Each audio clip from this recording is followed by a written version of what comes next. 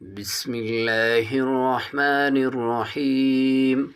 قال أرأيت إذ أوينا إلى الصخرة فإني نسيت الحوت وما أنسانيه إلا الشيطان أن أذكره واتخذ سبيله في البحر عجبا.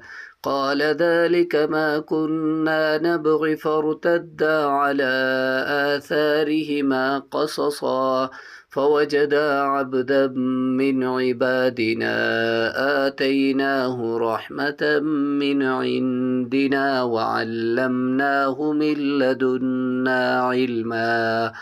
قال له موسى هل أتبعك على أن تعلمني مما علمت رشدا؟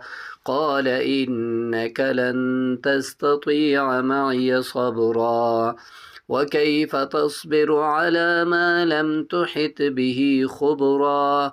قال ستجدني إن شاء الله صابرا ولا أعصي لك أمرا. قال فإن اتبعتني فلا تسألني عن شيء حتى أحدث لك منه ذكرا.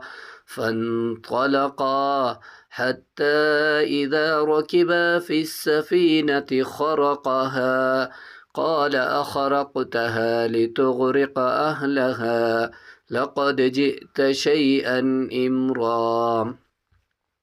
قال ألم أقل إنك لن تستطيع معي صبرا؟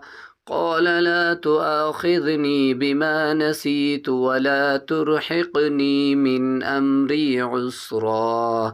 فانطلقا حتى إذا لقيا غلاما فقتله قال أقتلت نفسا زكية بغير نفس لقد جئت شيئا نكرا.